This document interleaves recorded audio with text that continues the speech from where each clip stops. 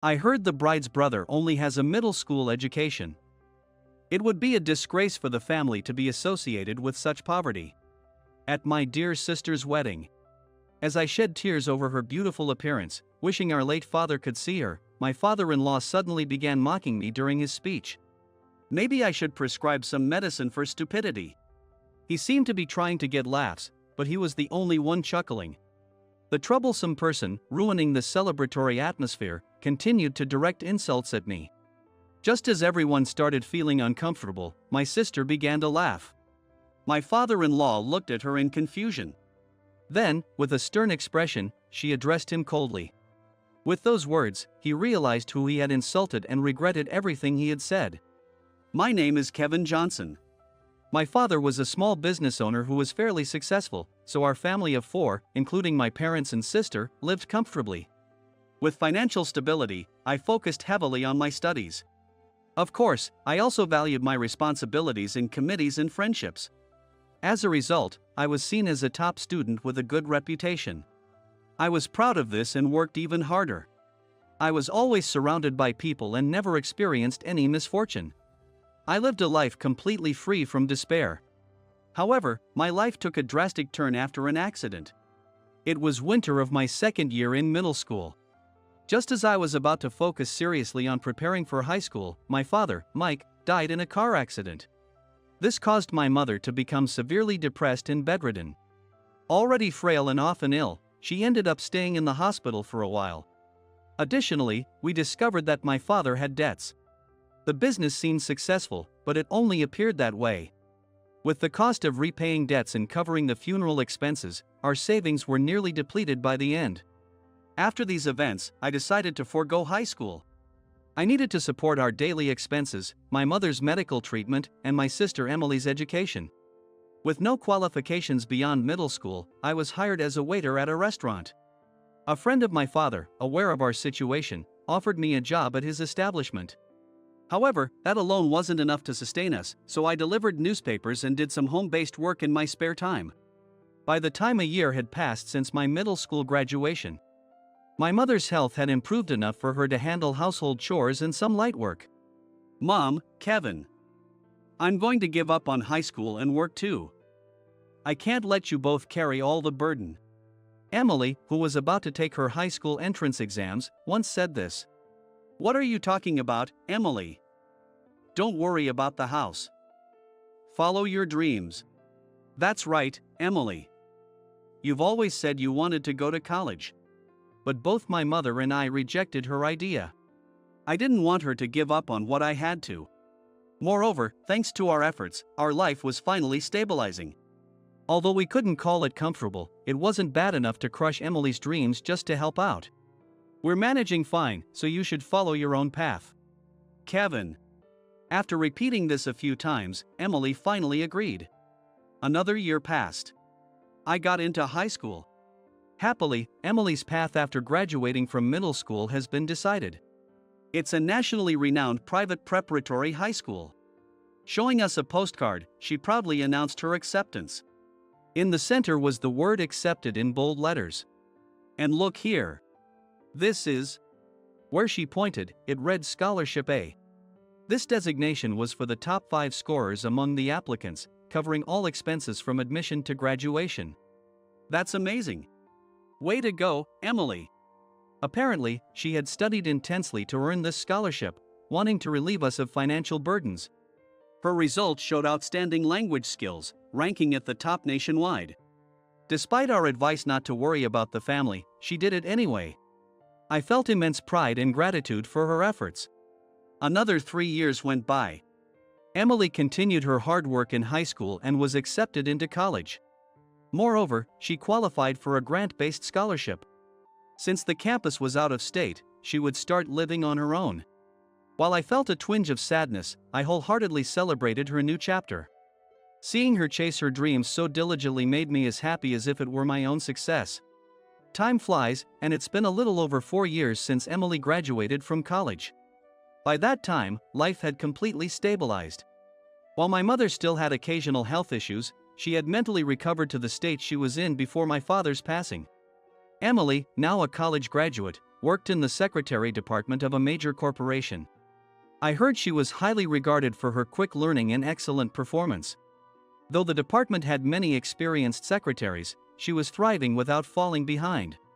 Then, unexpectedly, Emily announced she was getting married. Her fiancé was an executive at her company, the current president's son. His name was Michael, I believe.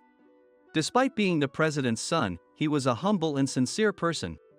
Known for his kindness and popularity, it was an honor for me as her brother that such a man chose her. I felt a father's relief that she hadn't ended up with someone unsuitable. Our families were set to meet. Unfortunately, our mother fell ill at that time. To fill in that gap, I attended on short notice. I participated in the formal meeting as a stand-in for my father. Thank you for coming despite the bad weather. Michael's father, Mr. John Smith, began his greeting. Being the president of a major corporation, he was a commanding presence. When I inquired about his wife's absence, he unexpectedly replied, "My dear wife passed away a few years ago." I blundered. I should have asked Emily more about them. I'm terribly sorry to hear that. I didn't know. The atmosphere grew tense and awkwardly silent. During this time, the sound of the rain was the only thing that loudly raged outside. As John mentioned, today was unfortunately pouring rain. Emily is truly a remarkable young lady. John seemed quite fond of Emily, continually praising her intelligence and beauty. The college she graduated from is also impressive. Emily graduated from a nationally renowned private college, and he showered praises about that as well. It's such an honor to have someone like Emily join our company and become my son's wife. Truly, we are grateful. Thank you. While I appreciated the compliments about Emily, his persistence made me chuckle awkwardly. By the way, John's beaming face grew slightly serious as he looked directly at me. When I returned his gaze, he continued. Which college did you graduate from? Well, I suddenly asked about my education. I hesitated to answer as someone who only had a middle school diploma. Compared to Emily's stellar record, attending a prestigious high school and college, there was a significant gap. But there was no point in lying about my background. Dishonesty would eventually come to light. So, I decided to be honest. I didn't attend college. Due to various family circumstances, I started working after middle school. Oh. Is that so? Well. John seemed surprised and laughed awkwardly. After that, he started to ponder deeply, murmuring. Actually, my brother didn't go to high school because... Sensing my explanation might be lacking, Emily tried to add more context. However, John interrupted her. No need to explain further. I'm sure there are reasons you can't discuss. Though his words were polite, it was clear he looked down on me for my lack of education. He has a face closer to a smirk than a smile. Moreover, the end of his earlier words was slightly high-pitched, and a stifled laugh escaped his ha-ha. Thank you for waiting. Here is the appetizer course. At that moment, the waitstaff brought out the first course of our meal. Both families were in full support of the marriage, so the meeting was supposed to be enjoyable. However, a single exchange caused an awkward tension. As the luxurious dishes kept coming, I found myself too distracted to enjoy the food. On the day of Emily and Michael's wedding, I was moved to tears by the combination of her beautiful makeup and stunning wedding dress. Don't cry before me, Kevin. Sorry. I was to walk her down the aisle in place of our late father, but at this rate, I worried about holding it together. It's time to enter. The coordinator guided us to our positions. The doors swung open, and the loud music filled the room. Honestly, my memories from that point on are a blur. Whether it was due to intense nerves or the tears in my eyes, I couldn't see clearly. I only remember my heart being full from the emotions built up over the years. After our father passed away, Emily worked hard to minimize her educational costs, facing countless challenges. Please take care of Emily. I whispered to Michael as I entrusted her to him. He quietly responded, I will. With that reassurance, I wiped my eyes with a handkerchief and returned to my seat. After that, the reception proceeded smoothly, with John giving a formal closing speech. He began with, "Today, my son," and continued talking at length. He must have spoken for about 15 minutes. Just as he seemed to be wrapping up. Just as I thought it was over, another topic began. Speaking of colleges, he glanced in my direction. I heard that Emily's brother has only a middle school education. When he revealed my educational background, the room buzzed with murmurs. Whether they were mocking my education or disapproving of John's comment was unclear. Emily has an impressive background, but to be associated with a brother who is only a middle school graduate, well, it's quite a disgrace for the family. Still lost in my own emotions, I was almost singled out and mocked by John. Of course, I felt anger, but another emotion took precedence. Maybe I should prescribe some medicine for stupidity. John spoke into the microphone, half laughing. He seemed to be aiming for laughs, but he was the only one laughing. This troublesome man, who had dampened the joyous occasion, continued to hurl insults at me for a while. Well, that concludes my speech. Satisfied, he abruptly ended his speech and set down the microphone. Ordinarily, applause would follow, but the guests were stunned. They were, as the saying goes, pulling back in shock. Then, laughter began to break the uncomfortable silence. Everyone looked around in surprise. Emily.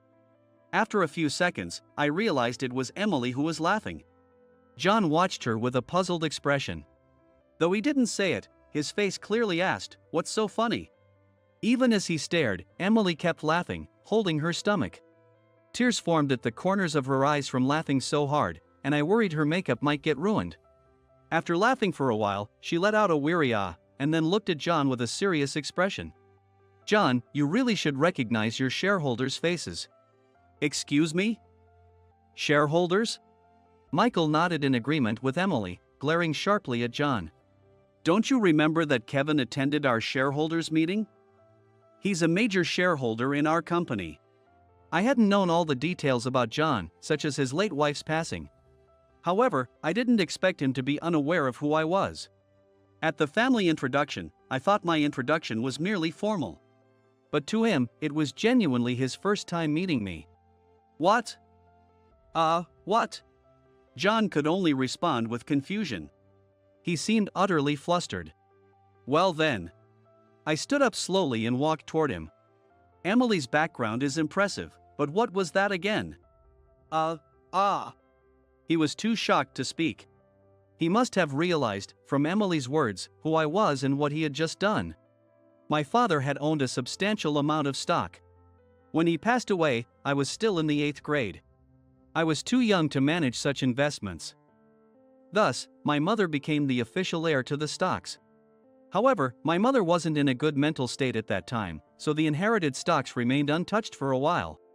By the time Emily entered college, my mother's mental health had significantly improved.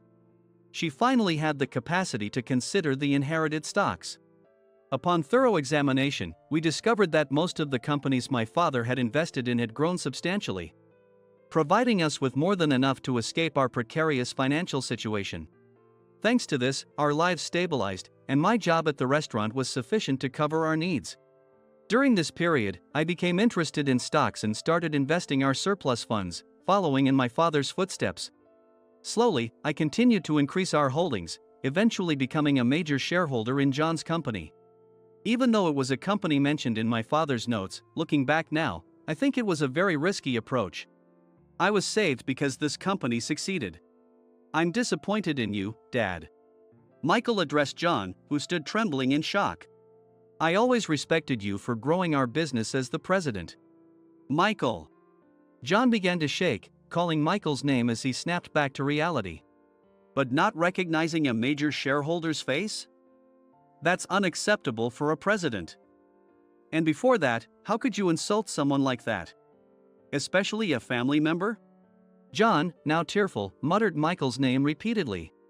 "Sorry to say this, Dad, but you're the disgrace to the family." Michael strongly reprimanded him, using John's earlier words against him.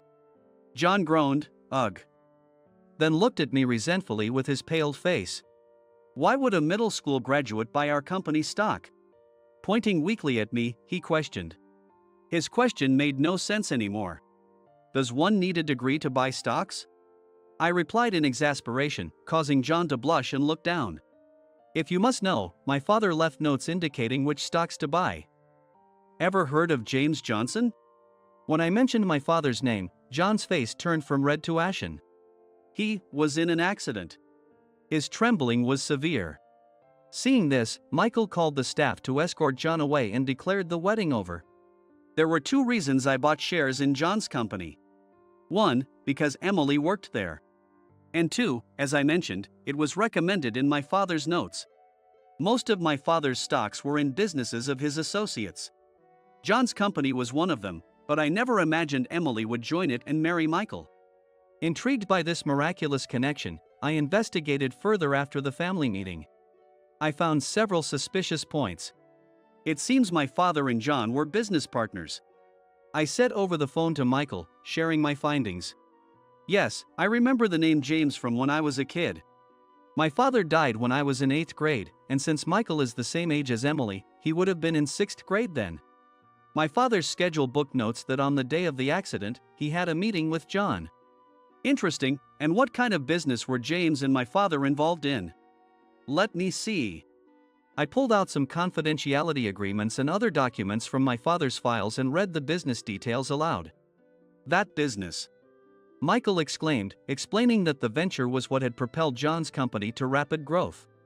From what we pieced together, it seemed that my father and John were working on a promising project, but after my father's untimely death, John continued alone and succeeded immensely. A troubling story began to take shape, but it was too early to draw conclusions. We were missing the connection between the rising action and the climax and resolution. To clarify, we need records from when my father took over James's work. I'll investigate within the company. Sure, please do. If it becomes too much to handle alone, feel free to ask Emily for help. I'll inform her as well. I see. A little time passed after the wedding. Michael visited John's room and office, who had been hospitalized due to the severe stress. With Emily's help, they thoroughly investigated and discovered records from when the business was taken over. The words are carefully chosen to sound good, but essentially, it says, the deceased's wife, who is the heir, is mentally ill. So we can do whatever we want. Using my mother's grief-stricken condition after my father's death, John forced an overwhelmingly advantageous contract. I felt a deep-seated anger, but rushing things could undermine our painstaking investigation. I urged Emily to remain calm as well. Now, we had the missing connection in the story.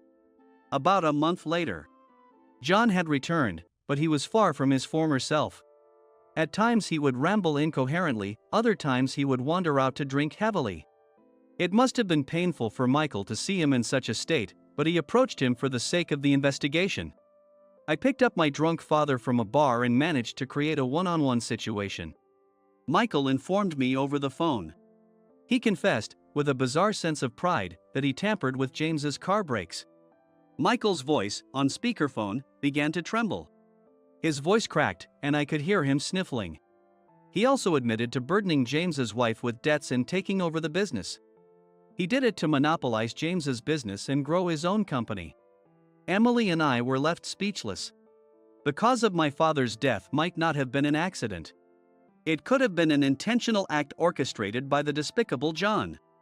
Even being confronted with such a possibility, anyone who could still speak fluently would be abnormal. Facing such a grim reality, we couldn't even cry. All we heard were Michael's sobs and apologies over the phone. But since my father's death was nearly 10 years ago, there is no clear evidence that John deliberately tampered with the brakes to cause an accident. It's just something he mentioned when he was drunk. How could we hold him accountable? After much thought, I demanded his resignation as president, leveraging my position as a major shareholder. Even though he was Michael's father, his disgraceful behavior at a public event like the wedding had severely tarnished his reputation. As Michael mentioned, he had been neglecting his duties and was heavily dependent on alcohol. His credibility was already in shambles, and there was little opposition to his resignation. With Michael's support, another executive was promoted to president. After that, I focused on locating the mechanic who had worked on my father's car. Michael took a leave of absence to assist me. He repeatedly declared with strong determination, "I will settle my father's old scores." I genuinely thought he was cool. At the same time, I felt he would be a wonderful husband to whom I could confidently entrust Emily. 1 year after starting the investigation into John and my father. At such a pivotal moment, we finally succeeded in identifying the mechanic who had tampered with the brakes. He was a simple worker at a small, rural repair shop. Or rather, a former worker. Upon realizing his actions had caused a man's death, he quit his job and became a recluse. When Michael explained the situation regarding John, the former mechanic, Tom, confessed with large tears streaming down his face. At that time, the workshop was small, and I couldn't make enough to support my family. He recounted his traumatic past, his voice trembling. Then your father showed up with the blueprints. He asked me to modify the car as specified, promising a generous reward. As a mechanic, I knew the blueprints were suspicious. But I was blinded by the money. John's offered sum was staggering. I wrestled with guilt. Should I confess my crime? But I was terrified of being punished and even more of John's retaliation. I was utterly petrified. From the fear and guilt, he shut himself in his room. The wife and children he had wanted to protect left him, and he continued to live alone, barely getting by. He told us this in a voice barely above a whisper. Would you like to go to the police with us? I suggested to Tom, who was still trembling. Wanting to atone for his sins, he nodded vigorously, his eyes red from crying. Tom confessed to the police about the incident, no, the crime. He admitted he had been directed by John, took the money. Because of that, James left this world. All of it. Based on his testimony, John was taken in for questioning as a person of interest. After a thorough investigation into his actions and misconduct, John was officially arrested. Even though John was arrested, it wouldn't bring my father back. There was no sense of achievement, just an empty routine. One day, when I returned home, I noticed an unfamiliar luxury car parked in our driveway. Wondering what was going on, I entered the house to find Emily and Michael in the living room. My mother was serving coffee, and it seemed their visit and my return happened almost simultaneously. I'm sorry for dropping by unannounced. Sorry for the sudden visit without any notice. I don't mind, but what's the occasion? You both seem very formal. Both were dressed in formal attire for some reason. Actually, there's something I need to discuss with you, Kevin. Michael spoke solemnly. What my father did is unforgivable. As the son of such a despicable man, it is equally unacceptable for me to marry James's daughter. I believe we should part ways. To my surprise, Michael began to talk about breaking up with Emily, tears welling in his eyes. Judging by Emily's calm demeanor, they had already discussed this. If you really want to break up, then you should. You're both adults and free to make your own choices. Kevin. But only if that's what you truly want. Michael looked at me, puzzled. If you're saying this out of a sense of responsibility for John's actions, that's a different story. What? Michael's eyes widened at my words. The responsibility for what John did lies with him. You were just a child then. You don't bear that burden. So, instead, I have a request. I asked Michael.